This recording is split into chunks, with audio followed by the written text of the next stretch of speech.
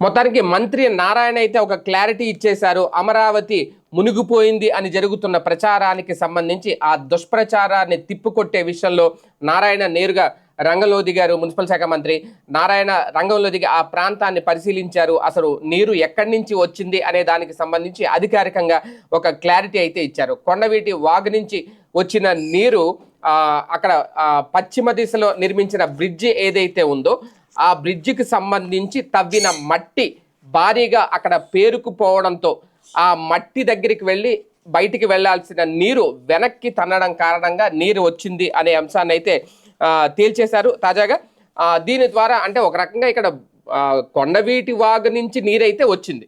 కొండవీటి వాగు పొంగి అమరావతి మునిగింది అనేది అవాస్తవం, అది ఒక దుష్ప్రచారం అని చెబుతున్న నేపథ్యంలో నీరైతే వచ్చింది. కాకపోతే అక్కడ బ్రిడ్జ్ దగ్గర మట్టి అడ్డుక ఉండడం వల్ల ఆ నీరు వెనక్కి తన్నేసింది అనేది ఇచ్చిన క్లారిటీ వాస్తవానికి.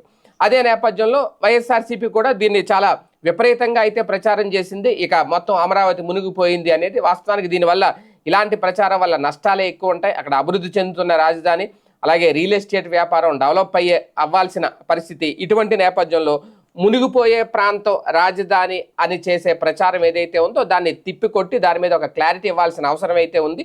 ఆ విషయం కాస్తంత ఆలస్యంగా జరిగిన మంత్రి నారాయణ అయితే ఆ విషయం మీద ఒక క్లారిటీ అయితే ఇచ్చేశారు. అసలు ఏం జరిగింది అనే దాన్ని అక్కడికి వెళ్ళి ఆధారాలతో సహా ప్రజల కళ్ళకు కట్టేలాగైతే చూపించే ప్రయత్నం చేశారు.